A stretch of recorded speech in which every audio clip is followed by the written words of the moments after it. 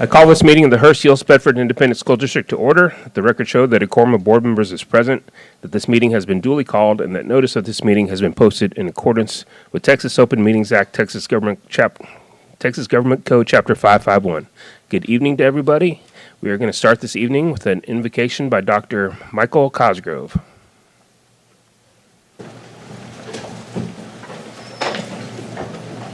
Let us pray. Father, we thank you for the many blessings we have in Lord, and education is one of those, Lord. We just ask for wisdom tonight as administrators, boards, people make decisions, Lord, that will help our students not just to gain knowledge, but wisdom to make a difference in the world. Lord, pray protection upon our administrators, teachers, their staffs, all the front and behind the scenes people that make the day-to-day operations hum along. Lord, we ask protection for our students and their families at home and here in our community. Lord, we just thank you for the gift of excellence in learning. And Lord, we thank you for the decisions that will be made tonight. Lord, I pray blessing upon the work that goes here this evening. In Jesus' name I pray. Amen. Thank you, Dr. Cosgrove. Next, we will have our Pledge of Allegiance, and tonight that will be led by Olivia Johnson and Knox Johnson from Spring Garden Elementary. Just want to flag, just lead us off, and we'll follow.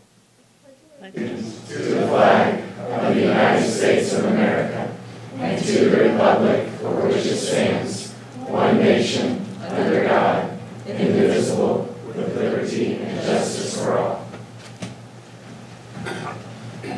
Honor the Texas flag. I pledge allegiance to thee, Texas, one state, under God, one and indivisible. All right, before you leave, we got a couple things for you, so hold on, and Ms. Cole's going to read everyone. While Mr. Romero is giving them their certificates, I would like to tell you a little bit about these two. But first, I'd like to mention that during the summertime and before school starts, we invite our own children, grandchildren, and children that are close to this board and executive leadership team to come say the pledge for us. So Olivia and Knox are the children of Dr. Brandon Johnson, and let me tell you a little bit about them. Olivia is a dedicated sixth grader who challenges herself to understand her learning at the highest level. Though she's a little shy at first, she quickly shows that she's loyal and steadfast friend who looks out for others. Her love of dance shines outside of school, and even though the challenge of starting a new school, Olivia's teachers have shared that she has already found her place as a leader and positive role model in the sixth grade class. Knox is a bright third grader whose smile can light up any room. His favorite place at Spring Garden Elementary is the gym, but his skills in math are top-notch. Outside of school, Knox loves riding his bike, playing soccer, jumping into any competition, and one of his favorite memories was running the Trojan flag at the Trinity football game. Both Olivia and Knox are incredible new members of the House of Revere. Did I say that right? And there's no doubt they are destined for great things at Spring Garden and beyond.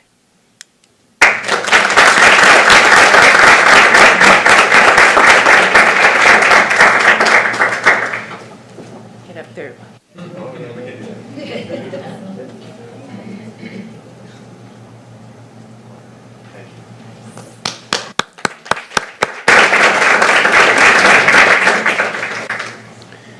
Tonight, the Board of Trustees is meeting in its regularly scheduled monthly meeting to officially act on the items included on the posted agenda. The Board welcomes and values input from the community. A single open forum will be provided during tonight's meeting to allow the public an opportunity to address the Board. During this time, individuals may share comments or requests related to both agenda and non-agenda items. Those addressing the Board are asked to limit their comments to 3 minutes per meeting. The speaker should identify his or her name, group affiliation if any, and make a brief presentation with an identified solution if one is sought. Remarks should be addressed to the board as a whole. Oral presentations may not include charges against any employee or board member by name. It is my responsibility to determine if the person addressing the board has attempted to resolve a concern informally or through the district's complaint policies. If not, the speaker will be directed to follow the appropriate policy. The board requests that all presentations be made in a courteous, respectful, and professional manner and asks that speakers monitor their own behavior. If you wish to speak during one of the open forums, please fill out one of the cards located on the table in the entry hall. Next, we will go over our board activity chart, and I'll start with Dr. Began. Well, today I had the pleasure of attending the HEB ISD Education Foundation board meeting, and there we got to hear from our newest cadets in the National Junior ROTC program that is starting up this year. They were incredibly impressive, and I can't wait to see what they're going to do as they go forward. Mr. Campos? You know, this time of year, we all get the opportunity to see a lot of different things. So I just want to highlight 5 really quick ones. First one is I get goosebumps every time we do convocation. I think we can't do it better.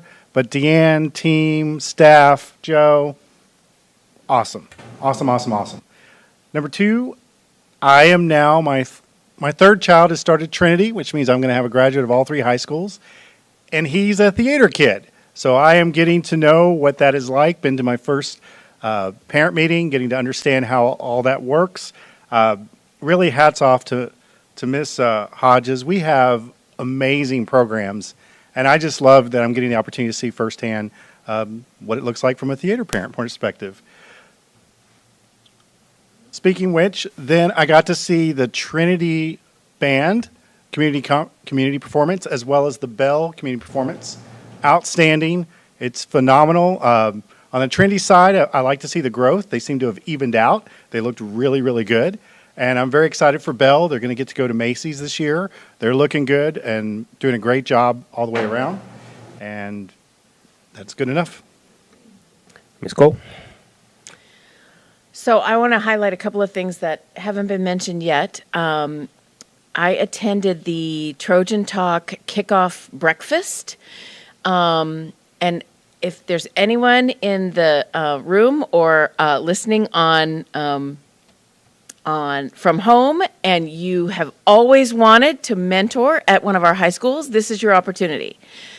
Trinity does Trojan Talk and Bell does Teams on the same day, once a month. And you get to, as a community member, go in and sort of facilitate this mentoring session with a class. I've been with my class now for many years, the best Trojan Talk class, but we are in need of some more mentors. So if it's something that you think you have time for, this Wednesday morning at 10:50, we are in need of you. So see me or one of the principals and get plugged in because it's a great program.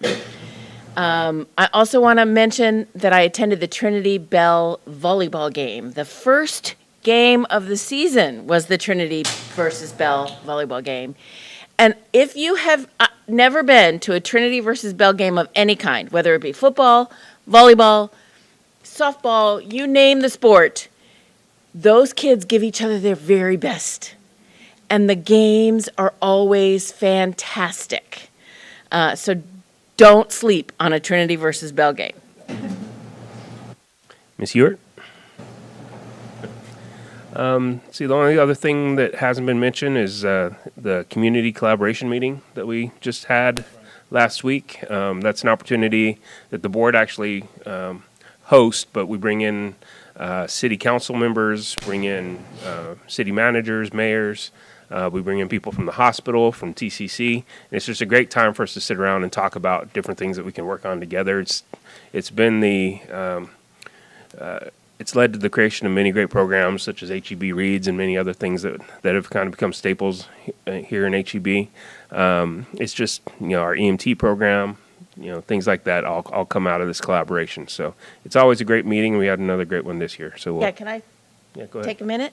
Mm-hmm. My favorite part of the meeting this year was we learned that our first group of EMT graduates from the Buinger completed their additional year of study at TCC and are now being hired at both the City of Euless and the City of Bedford as new firefighters, EMTs. So that's they got so their paramedics. exciting. Yeah, they're paramedics. That's fantastic. All right. Any comments, Dr. Harrington?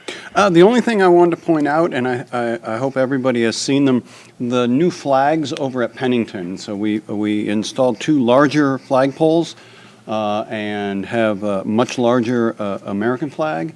And then we have a Bell flag, a Trinity flag, and an HEB flag. And so the flagpole on the outside will fly depending on who's playing inside.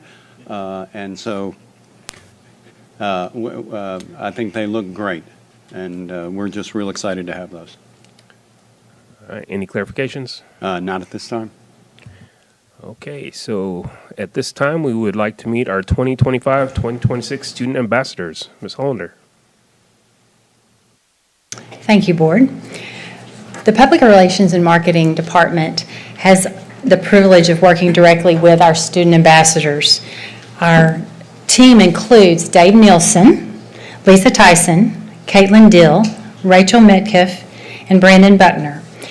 And this group had a lot to do with the time that the kids spent together this summer, and they worked very, very diligently to take care of that. But we had the opportunity to dream big when looking for someone to fill some shoes of the last director of this.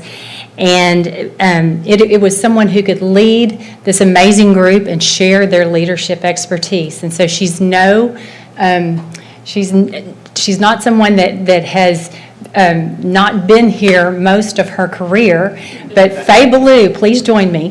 Faye Ballou agreed to work with our ambassadors and has shared her knowledge with them, and it has been a great partnership so far. So if you would allow me to let her introduce the ambassadors to you this year. Faye? Thank you. As far as I'm concerned, Christmas came early this year. Ms. Hollander called me in June and asked me if I would take this on as a one-year transition position between the outgoing director and the new one who will be trained to take this on. And I at first told her, let me think about it, maybe, strong maybe. Called her back a couple of days later and said, let's do this. So it has been my joy to get to know this cohort, and I think it will be yours as well. No further ado, let's meet them. I'm going to introduce them to you by name, year, and high school. And then after all have been introduced, I'll tell you a little more about them. That's going to work better than my going down a litany as each one comes up, because after the third or fourth one, you're not going to hear anything anyway. So I have a visual approach that I think is going to work much better. So we will start this evening with Preston Holly. Preston is a senior at Trinity. If he would be joined by Harsh Patel. Harsh is also a senior at Trinity. Next is Sky Griffin. Sky is a junior at Trinity. We have only 4 juniors in this cohort, and they're all from Trinity. Wow. So that's just an interesting piece of data for you. We have Pragyan Dahal. Pragyan is a senior at LD Bell. We have Jonathan Dell, who is also a senior at LD Bell. We have Arush Pokral, and Arush is a senior at Trinity. We have Addison Williams. Addison is a senior at LD Bell. Javier Alvarez is a senior at LD Bell. Shakar Banskota is a senior at Trinity. Sophia Mian is a junior at Trinity. Ashita Jawani is a senior at Trinity. Sophia Kaminsky is a senior at LD Bell. Caden Cumberlich is a senior at LD Bell. Jesse Shahata is a senior at LD Bell. Ryan Safi is a junior at Trinity. Catherine Ochoa, senior at LD Bell. Lena Tran, a senior at Trinity. Amelia Gaiman is a senior at LD Bell. Marissa Harris is a senior at Trinity. And Josue Gonzalez is a junior at Trinity. And that, ladies and gentlemen, is this year's cohort.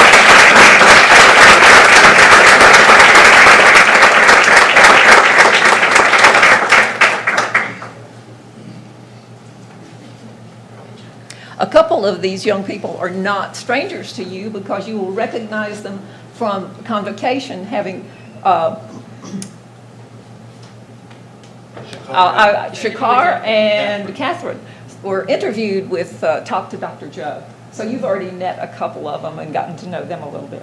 My mind did a chase the rabbit there for a minute. Okay, now to show you the engagement of these kids, guys and gals, if you would raise your hand if you are a returning ambassador.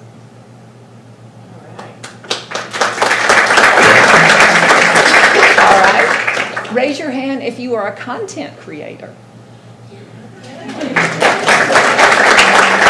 And you don't have to applaud after each one. We'll be here. Raise your hand if you're involved in, if you're an IB diploma candidate. If you're in AP classes. If you're a member of class council at either high school. If you take classes at the Buinger Center.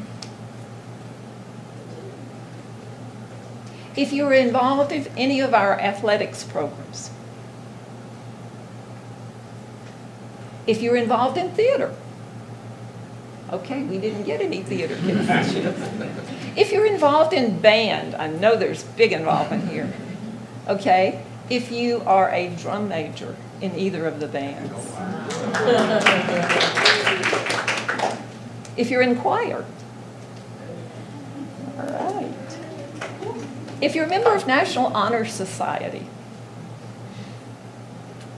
If you're involved in a campus club or organization.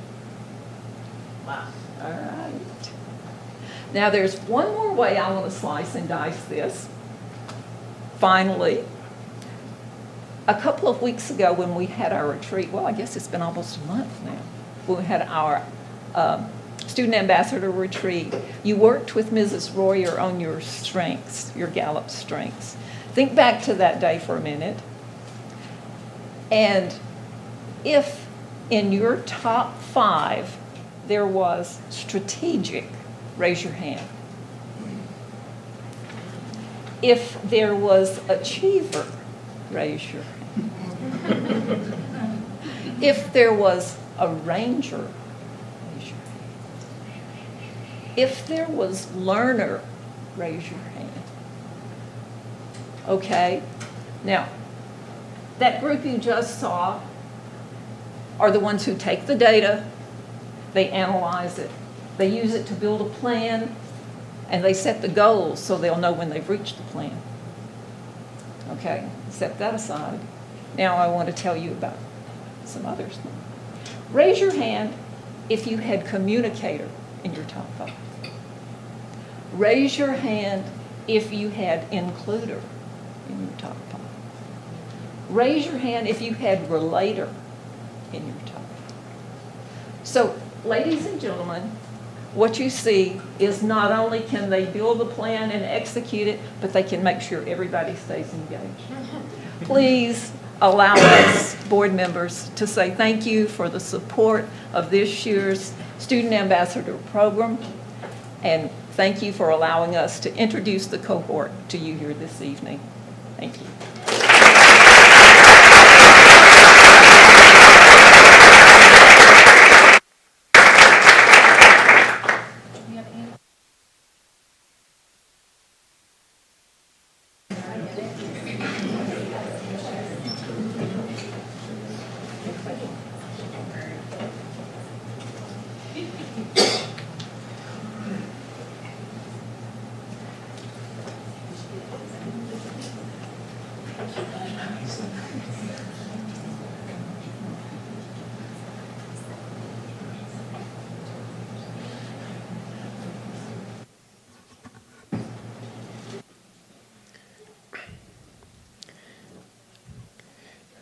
Thank you, Dr. Ballou.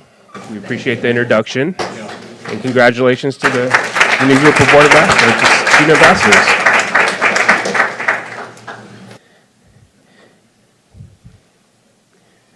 And I know everyone on this board is a big fan of this program because, when we introduce them, we say that they are the face of the district, and we literally mean that. They show up at pretty much every event.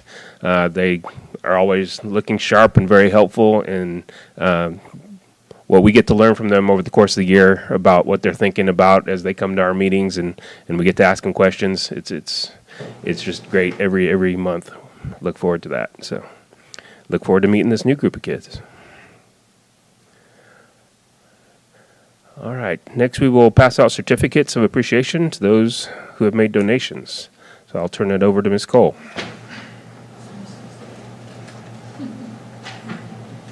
All right, is this working? Yeah?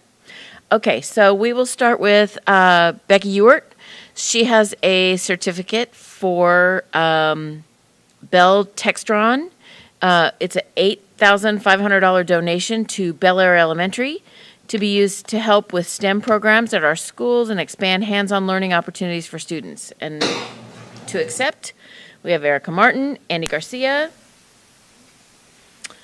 Brandon McCarthy, to accept the certificate.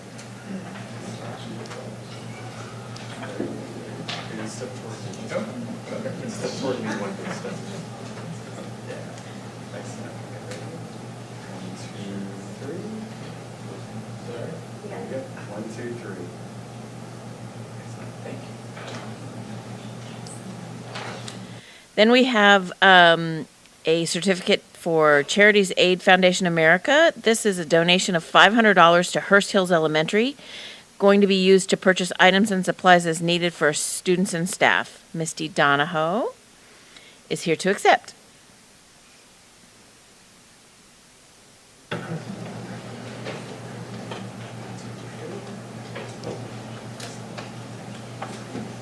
Next up, we have Board Member Andy Cargile has a certificate for Mason Dallas Incorporated. This is a donation to Wilshire Elementary of $2,000. The money is being used to help the music department purchase new instruments for class and help with items that may be needed for the musical. Jody Ramos, Steve Farco are here to accept the certificate.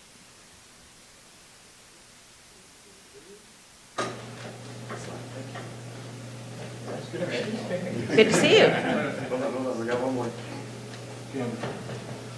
We need a neighbor picture? He's always behind him. Okay, then Mr. Cargill has a certificate for Grace Community Fellowship Church. This is a donation of $700 to DAEP Elementary and Secondary for food supplies donated that will help show staff appreciation and encouragement for all that they do. We have a host of folks here. Sonia Stanton, Brandon Heckler, Jamie Clark, Kevin Hayes, Heather LaValle to accept the certificate.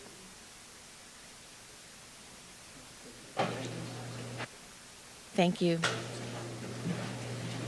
John McGann has a certificate to the Rotary Club of Hurst-Euless-Bedford, to the PR and Marketing Department, a $1,000 donation to be used to help with the Better Together Employee Appreciation Program. And Deanne Hollander will accept the certificate.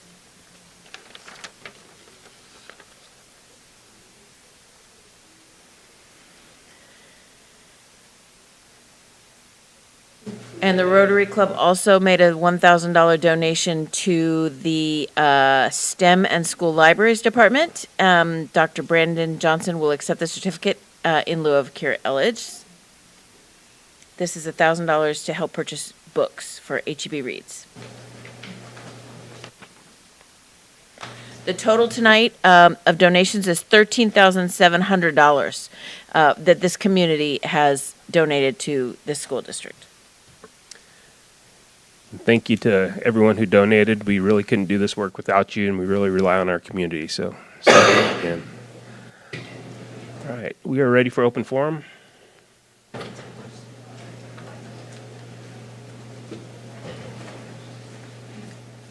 Thank you.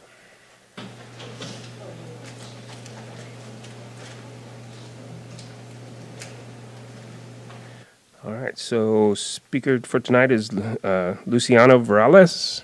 Sorry if I mispronounced that.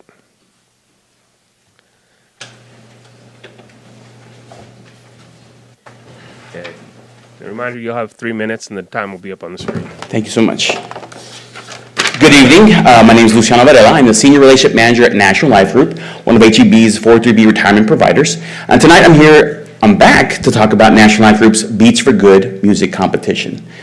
National Life Group's Beats for Good music competition is open to all official school programs. We want them all to submit, whether it's choirs, orchestras, jazz, but we also want students who love and have passion for music who can't participate in after-school programs, either for an after-school job or taking care of younger siblings, to also submit. We have 3 finalists. The third place receives a $1,000 donation to the music program. Second place will receive $2,500 to the music program. And first place will receive $5,000 to their music program, plus $1,500 cash for the winner. Last year we had LD Bell's Victoria Fan come in second place. And I think this year we should sweep at HEB. We should sweep it. I know there's a lot of talent. We just saw it today. There's a lot of talent here. And also the winning performance, whether solo or actor group, will actually open up for our benefit concert series called Do Good Fest, which happens at the Levette Pavilion in downtown Arlington. This year, the winner, hopefully from HEB, will be opening up for, we went retro, we went 90s. We have Fastball, Tonic, and Collective Soul.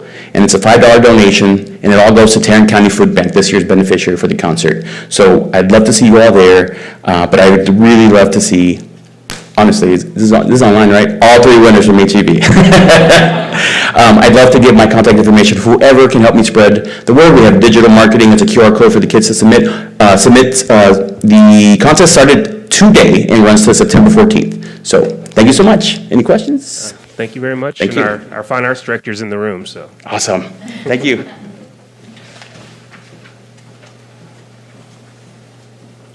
All right, so at this time, we will be going into closed session pursuant to Texas Open Meetings Act, Texas Government Code, Chapter 551. The board will adjourn in closed session pursuant to Section 551.071, 551.072, 551.074, and 551.076.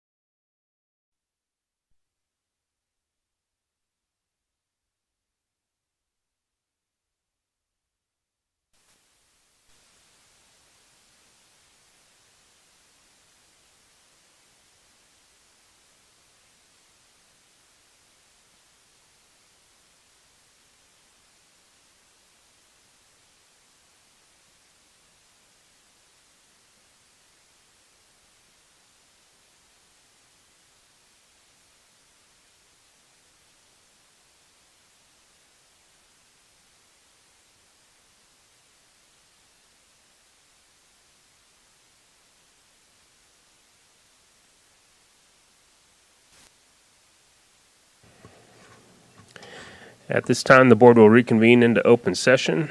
We are to our consent agenda. Did any board member have any items they'd like removed from the consent agenda? Hearing none, I'll accept a motion.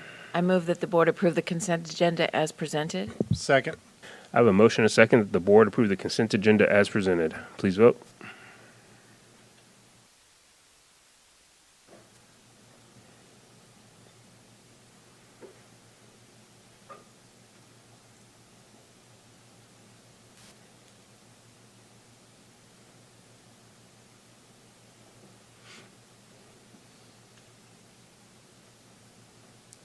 And that motion passes. We're ready for our reports and presentations. 10.01, employment resignations and retirements. Does any board member have any questions on those? 10.02, revision to legal policies, exhibits, and regulations. Board policy update 125.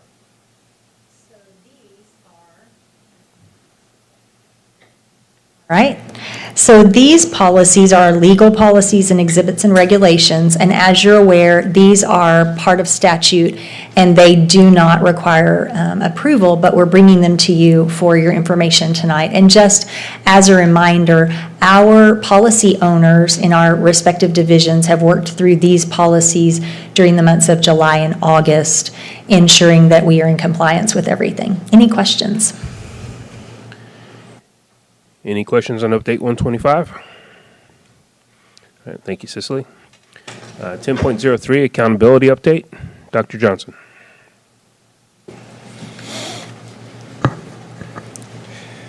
Good evening. I have the pleasure to share our district accountability and a little bit of our CCMR information that went into our accountability scores. So to get started, our strategic plan connection, we have student success quality indicator 1, academic rating of the district, and quality indicator 4, college, career, and military readiness. And so just a little bit for you all as well as for those that are listening at home, accountability is broken up into 3 different domains, with a 4th being results-driven accountability. And so domain 1 focuses on student achievement, and that score is developed based upon the overall student achievement performance on STAR, graduation rate, and then post-secondary readiness. Domain 2 is split into Part A and Part B. And we take the better of either student achievement, domain 1, or we take whichever we score better in domain 2, A or B. And so A is academic growth and B is relative performance.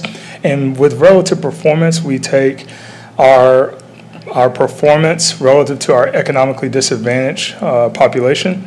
And with academic growth, we take our students maintaining their place. We call them hoppers and droppers. Are they maintaining their place? Are they losing ground, or are they gaining ground?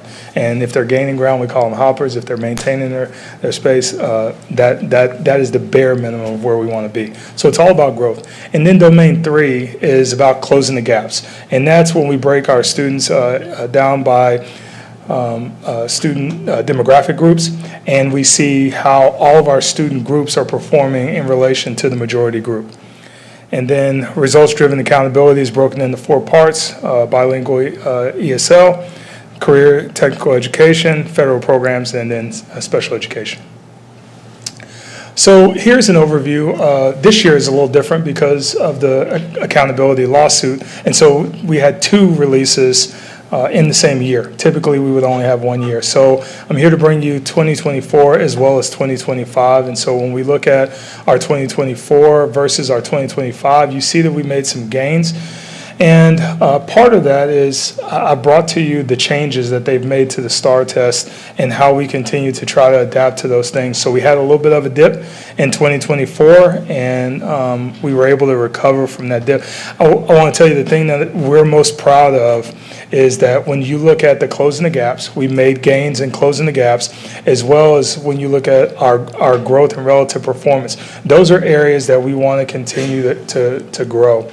Student achievement, we don't always know the background that our students are coming to us from, but we have to make we have to make the best of what we have when they're in our system. And so we know that when the student starts in our system and stays in our system, the longer they're in our system, they're able to be successful.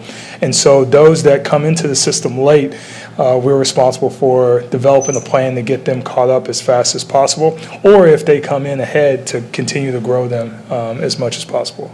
So very proud of the work of our campuses and our staff to adjust and continue to see gains there. So I'm going to start with 2024, take you through the data, and then I'm going to go through 2025. And so 2024, that 87 is broken down into proportional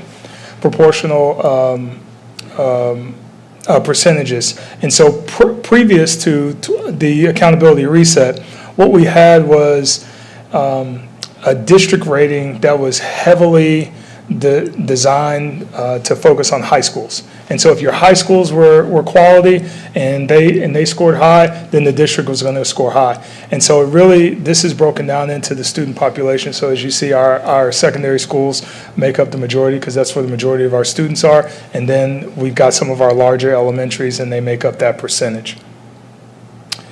And so for the accountability, we were an 85 for student achievement, 86 for school progress. So in this one, we took the relative performance because it was the higher of all three scores, and then that equated to 70% of our score. And then we had closing the gaps, which was 30% of our score, leading to the 87. This is the campus breakdown. You see that we have the Bs are in blue, the As are in green, and then we had 2 C campuses that are in purple. You see the accountability domain breakdown to your right, and then right next to the school name, you can see the economic disadvantage. Now this is the part where we really enjoy showing you, because when you look at a score, it doesn't always tell you the whole picture. And so relative performance is one piece that we focus on, but then we also look at distinctions. And distinctions are really hard for us to get, because a lot of our campuses, due to our economically disadvantaged student group, a lot of our campuses are battling each other to get these distinctions. And so the goal is, we've got some that are just hanging outside the quartile 1 in order to get the distinction. And when you look at it, it was 3 HEB schools that knocked them out of the first quartile. So we're still proud of how tight we are in those distinction categories, of being in quartile 1 and quartile 2. And so we had, for 2024, we had 10 campuses that achieved 100% of the distinctions possible. So now let's look at campus comparison districts. So in 2024, we were, just like in 2025, we were the second highest performing district in the area, regardless of demographics. And so Carroll was the district that beat us with a 95, and Pearland, who we compare ourselves to, they were also higher than us. So moving on to 2025, we had an B rating at 88. And then when we look at the proportions just change a little bit because we have the campus demographics that change. And then you see that in school progress, we took relative performance again at 70% of our score, and closing the gaps at 89 for 30% of our score. Here's the campus breakdown. Now you see much more green because we moved the needle. And we were able to increase the number of A-rated schools that we have, while because those schools that were Bs, we decreased the number of Bs because they went to As, and we decreased the number of Cs and went from 2 to 1. And here's our distinction breakdown. In 2025, we had 9 campuses that had 100% distinctions, and I just want to call out and celebrate the campuses that were 100% distinctions in 2 consecutive years. And we had 4 of those campuses that were 100% distinctions 2 consecutive years. So really, really proud of those campuses. The district comparison, we moved from an 87 to an 88, and you can see that change in the A's and the B's, and with the 1 C rated campus. So for CCMR, the class of 2023 was on the 2024 accountability. And so remember that CCMR runs a year arrears, so that's where we were for the class of 2023. And for the class of 2024, we were at an 82, reported that information also on the strategic plan update. And so that goes to the 2025 accountability.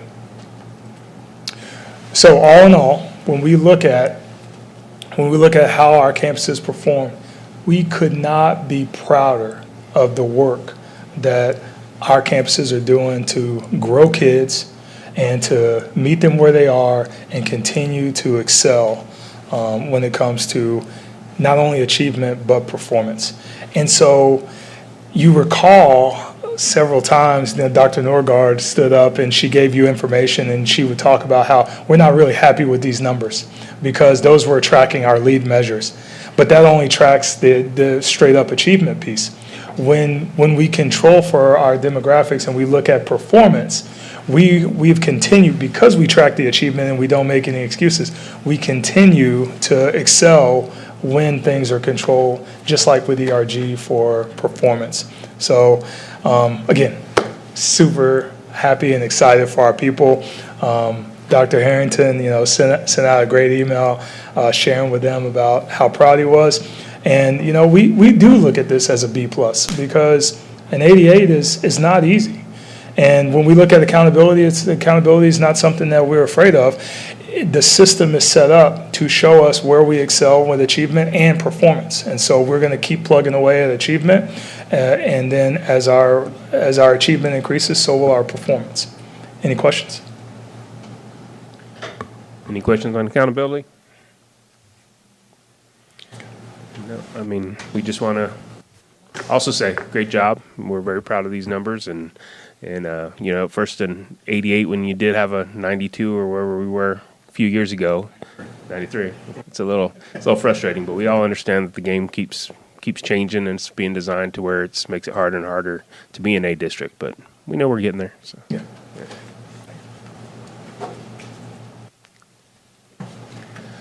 All right, 10.04 Collegiate Academy update. Dr. Hopkins and Dr. Gibbons. All right, good evening. Thanks for allowing me to provide an update of the newest HEB school, the Collegiate Academy of HEB ISD. First up, we have a logo, a name, a mascot, and school colors. And the cool thing about this is, hopefully you like it, the kids picked it. When we had a welcome dinner back in March, April, the kids voted on this. They voted on the colors. They voted on the mascot. And we think it looks great. The kids seem to like it. They wear their shirts all the time. We don't even require that. So that is our logo and mascot. The very first problem, I think, when you have a new school is you've got to get kids. And so we had a pretty specific blitz to go recruit, and it was very successful. As you can see, we had almost 200 students apply for around 100 spots. So we've since learned that 96 is our magic number. We are learning a lot this year, like the kids, because TCC has some limits set at 24, and so with our 4 classes, that's the perfect number for them to rotate and stay together. So we also are going to create a crosswalk for kids if we need to link up second semester if we need to keep those numbers, that number. We still have about 30 kids on the wait list. One of the things that we did to hopefully get retention and get kids excited is we had a summer bridge. So kids came after school was out, they came for 2 days. And they were able to get tours from TCC students at the campus, see the facilities, see all the things that they can avail themselves as newly enrolled students. They had a really good time. They got to meet our teachers. They got to meet us. They got to see each other for the first time and hang out together. The second day, they did a lot of TSI testing, so I'm not sure how fun that day was, but they showed up for day 2. They showed up. And there's some photos of them on a tour and our teachers and our all-star staff that we've got over there. One of the things that we will be measured by TEA-wise, actually after year 4, will be what they call outcome-based measures. So the two that they're really going to look at are the at-risk and economically disadvantaged. This is something that we're really proud of. So the at-risk district percentage is 49%. We're at 48%. The economically disadvantaged for the district is 61, and we're exactly the same right out of the gate. And these are measures we're going to have to meet in 4 years. The students with disabilities, students served without an IEP or under 504, the district's at 24 and we're at 21. So we're well within those ranges already. That third one is actually if you want to get credentialed with distinction. So we're all about distinctions. That's why I included that one for you tonight. But, in summary, it's going fantastic. The kids are excited. The parents are excited. Our teachers are loving to come to work. I'm loving to come to work. And I want to thank the board and I want to thank Dr. Harrington for creating this opportunity for our kids that we haven't had before. And Ms. York was over there about a week ago. So are there any questions? Any questions?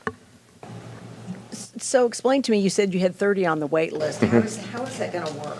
So the question about the wait list. Yeah. If, for example, we had a couple kids move and we had a couple kids last minute change their minds, we were able to call upon 2 early on before the classes started to get them in to try to keep that number around 96.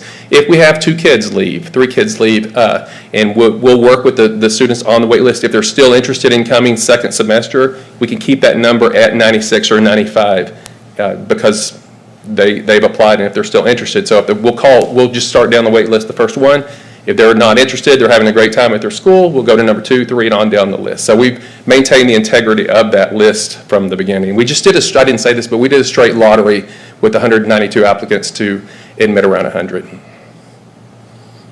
And is your plan for recruiting for the upcoming year to do that type of recruiting throughout the year? Yes, we're actually going to start, we're going to push it back a few months, start in November. We're going to have 5 parent nights, 1 parent night at each junior high. The cool thing about this year is we'll have kids to bring to tell about their experiences, which we didn't even have. Everyone told us the first year is the hardest, so we thought it was really successful, so we're looking forward to having some of these. We've already actually hit them up already, like, hey, when we go out, we really would love for you to come talk about how it's going for you. So we're going to do the same thing. And we visited the kids at the junior highs 3 different times, so we did about 20 campus visits in order to generate interest.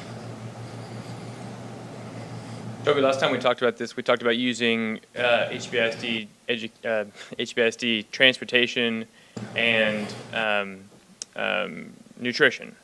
Are we doing that? Has that been implemented? And how many kids are taking advantage of that? Yeah, absolutely. Transportation is going great. We have about 75 of our kids that get on the bus and off the bus. They're getting there on time. They're leaving, to run their other routes, and our kids are getting out to the buses and everything. Nutrition's going wonderfully too. The new interim president at TCC was able to find us a large space for all of our kids to eat lunch in, which we didn't know we were going to have until a few weeks before school began. They're getting along great. They love that same place, and they actually share the space with Birdville ISD. They eat lunch after us in that same spot. We provide breakfast in the morning. Now, they're providing breakfast in the same spot, so very soon, hopefully tomorrow or Wednesday, we're going to move to breakfast over to right where the kids are outside of the class so that more kids will participate. Great, thank you. Where are the kids getting on the bus, or how does that work? They get loaded at the 5 junior highs, their nearest junior high, and then they're dropped off at that same junior high. The question was asked when we started, what about when they're juniors and seniors? They get picked up so early that there are very few kids at the junior highs if you're a junior or senior, because they're getting picked up at 7:07, 7:13, some early pickups to get them there by 7:50 for the 8 o'clock class. All right. Any other questions? Thank you, Toby. Thank you. Exciting.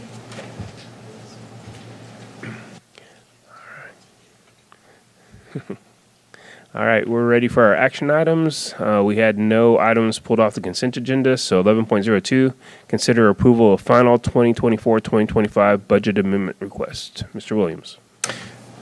Okay, I have for you tonight the final budget transfers and amendments for the 24-25 school year.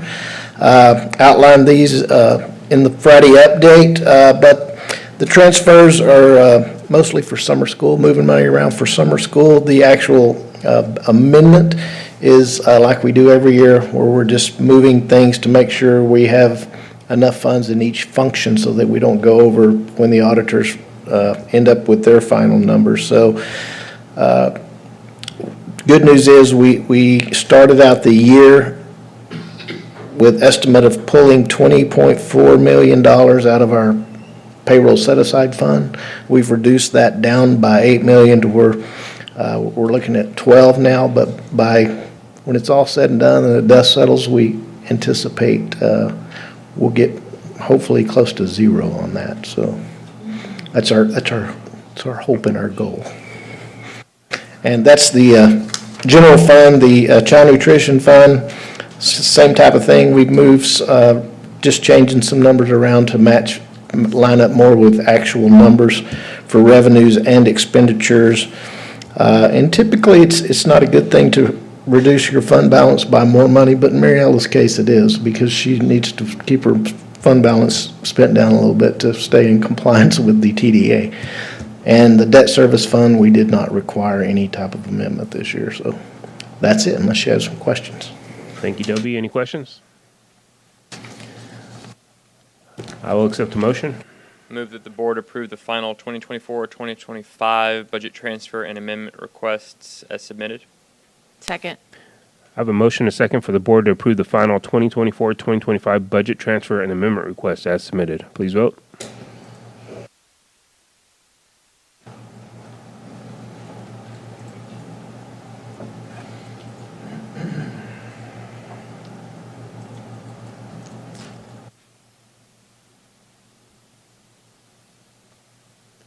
And that motion passes. 11.03, consider approval of revisions to local policy, board policy update 125.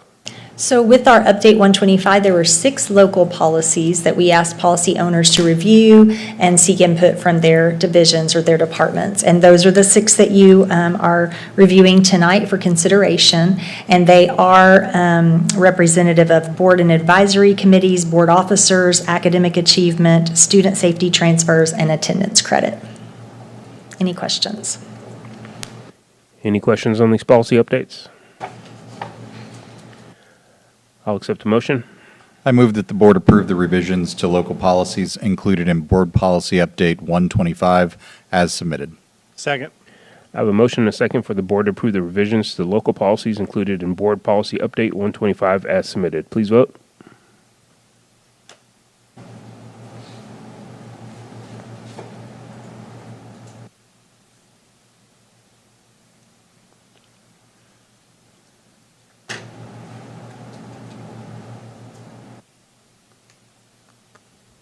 And that motion passes.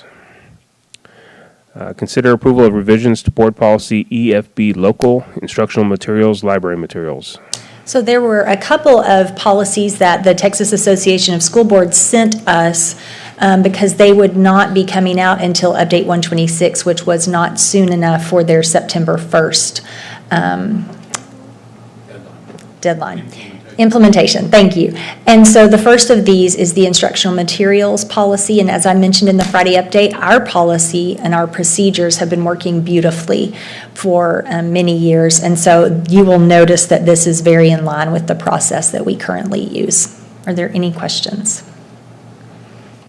Any questions on EFB local? I'll accept a motion. I'm sorry, I do have one question. Just a procedure question. I mean, the policy is written now where you have to come to the board for approval on these titles. Do we know if it's going to come as one omnibus vote, or is it going to come as you get them, or what? Have we thought through that? We have begun to think through that, but we are not prepared to, we do not have that process outlined yet. I know that Mrs. Elledge will be working on this and we'll be able to share more information. We do hope to make it as seamless as possible, but we do understand there's a lot of undefined information about this. And we've actually had the discussions about the amount of material that we bring at one time has to be reasonable enough that it can be evaluated. And so we've been discussing what is that going to look like and how are we going to. So, and the only books that have to be approved are new books. If we already have any of these books in the library, we can buy more copies. But any new title that we have not already put into it will have to be approved. And so we're going to be discussing, and I'll be discussing with y'all as to how are we going to do that. Now, as far as the titles, we have to publish those titles on the website prior to going to the board, and so we'll be developing a page where we can direct people to, but we'll also have to come up with a way for you all to make an evaluation on those titles. Well, and it's also a bureaucratic headache on expecting us to be able to do that. And so I also don't want this to slow down anything in purchasing titles. Right. No, I understand. I don't want us to, hey, we got to spread this out over 2 years because there's so many and we'll never get the books. So we're gonna work toward, and Kira had some ideas, and so we're gonna continue to work through the ideas and the processes that she was putting together. And so we'll, as soon as we have that ready, we will give that to you. All right, any additional questions? All right, now I'll accept a motion. I move the board approve the revisions to board policy EFB local as submitted. Second. I have a motion and a second for the board to approve the revisions to board policy EFB local as submitted. Please vote.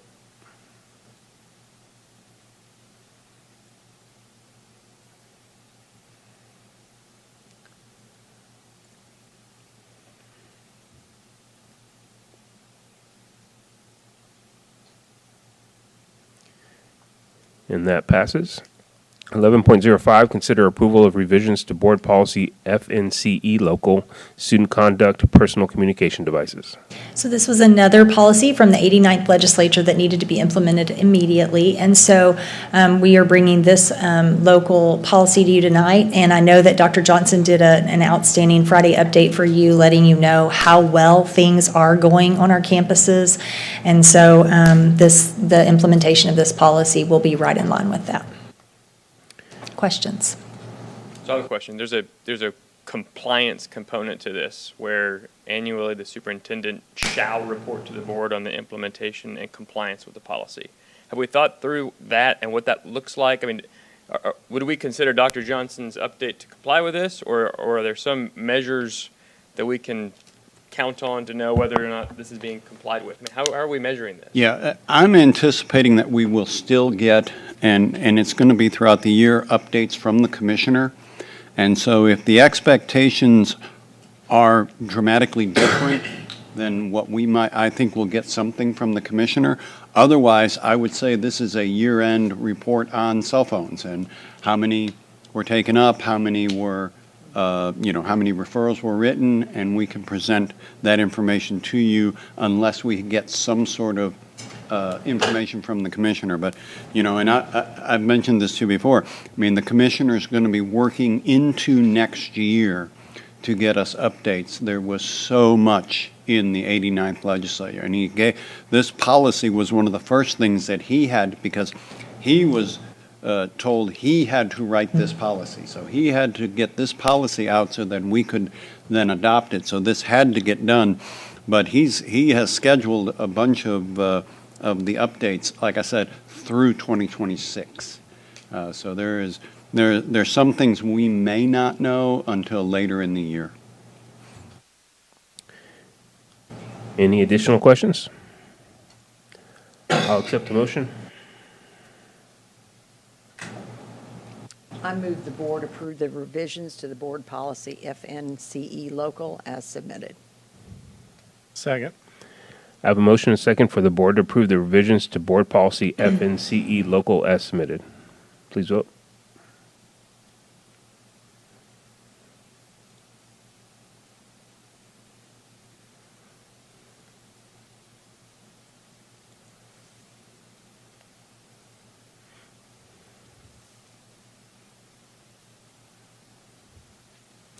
That motion passes. 11.06, consider approval of submitted contracts, MOUs, agreements related to HB 3372. So we provided you with 3 agreements for consideration this evening under the new House Bill 3372. Are there any questions? Hearing no questions, I'll accept a motion.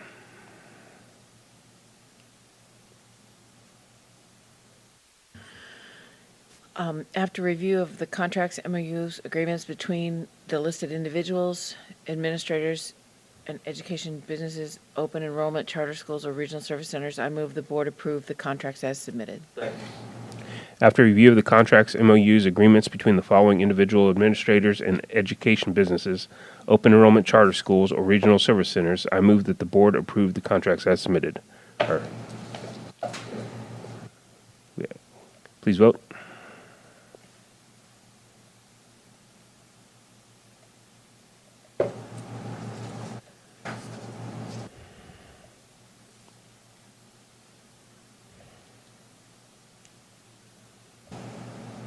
And that motion passes. 11.07, consider approval of update to the 2025-2026 staffing table, new unit. So we're asking you to consider approving a new fourth grade bilingual teacher at Shady Oaks Elementary, and this is due to us having no more spots for fourth grade bilingual students in the district. Any questions? I'll accept a motion. I move the board approve the new unit and the staffing table as submitted. Second. I have a motion and a second for the board to approve the new unit and the staffing table as submitted. Please vote.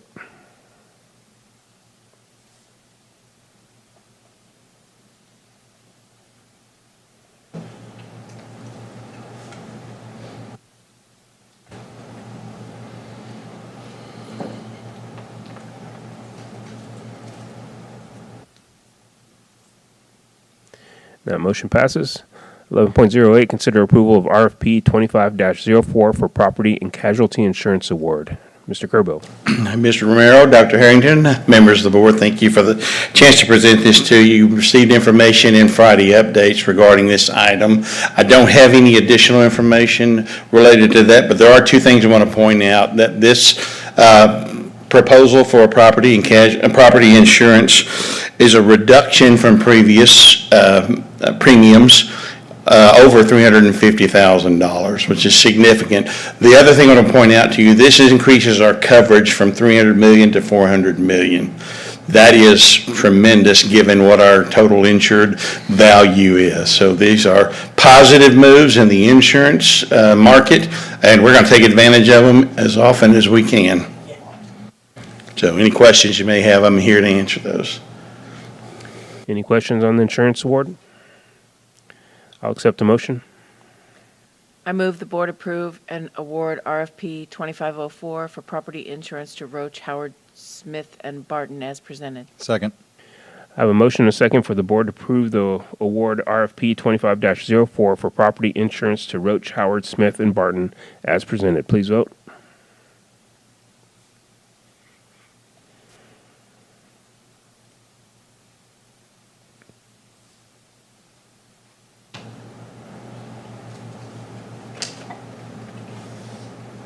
That motion passes.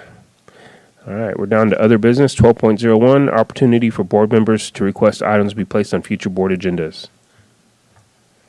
I've got an item, Matt. Okay. So this is an item that, topic of conversation that Joe and I have had for a while now. And it's gotten to the point of we need to bring it to the board to get some feedback and direction on. And this really came out of, the conversation came out of, us becoming a one-to-one district. We're giving out Chromebooks. We're giving out the iPads. Our kids are typing on them, but many of them do not have the typing skills to use them correctly. What we're seeing in our fourth grade, in particular, they're typing on their STAR tests, and the rubric that they're being graded on takes into consideration punctuation and capitalization and grammar and spelling. And a lot of them are writing it out, and it may look great on that page, but to get it to that page and typing it, they're having trouble with it. The agenda item that I'm asking for to support would be, first, just to have a survey of what are we doing. Okay, let's figure out who's getting typing instruction, what grades, what schools, because my informal communication is not everybody's getting the same. So we need a baseline of who's getting what, especially with our mobility rate. If we're hitting kids in one grade, some of those kids going on to the next grade don't have it when they come back because of the mobility. So let's see what they're doing, first of all, and then let's have a conversation on, is this a skill that we want to prioritize? And if it is, how do we do it? Let's pretend the legislature has mandated it and figure out how we would do it, and then we can have a discussion on whether we want to do it. But I think that it's a conversation we ought to have because it's a skill that I don't think our kids have. They're being asked to do a lot without a skill that we haven't provided to them. And I'd like so for the item, it's a survey of what we're doing grade by grade, school by school. What would be the possibilities as far as curriculum or technology on how we would implement a typing program, what's out there and what we like, what we could support, what's working, what's not. And then some measure of, if to the extent we're we're educating them at all on typing, how are we measuring that, and is it working, and is it sustaining? And if that points us into the direction of we want to beef up whatever typing skills we're providing, what would that look like in order to meet that goal of everybody typing? Thank you. Can I get a second? Any seconds? Second. All right, we have a motion and a second, and we will get that added. Yeah. I thought they called it keyboarding now, though. Keyboarding. How about that? Let's start it there. Let's use the right term. Thank you.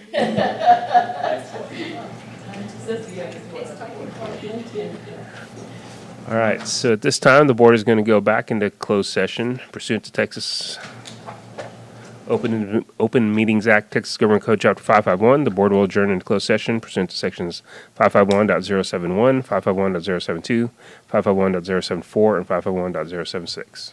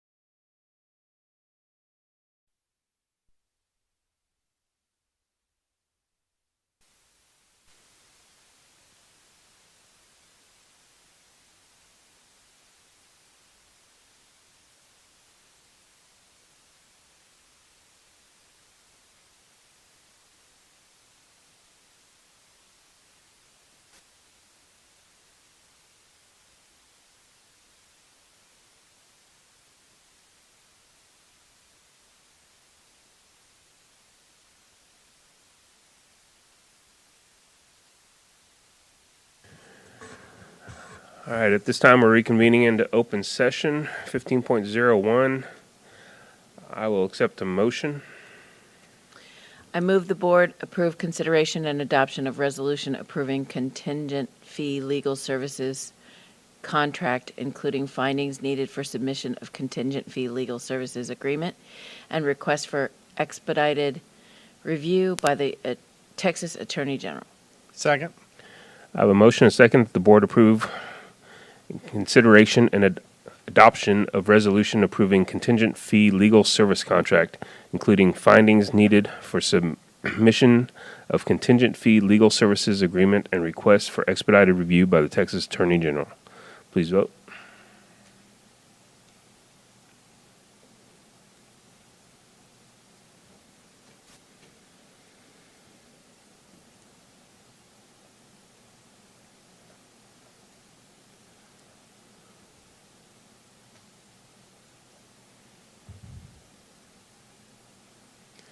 That motion passes.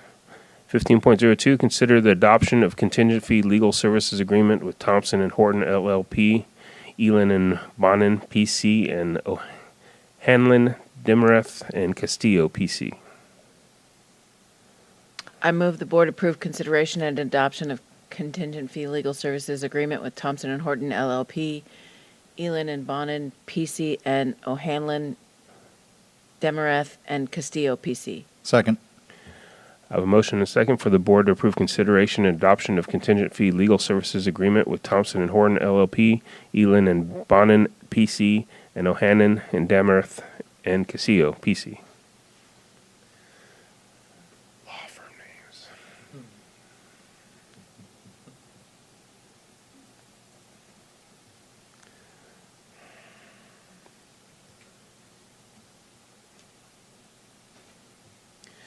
And that motion passes. I will accept the motion to adjourn. So moved. We are adjourned.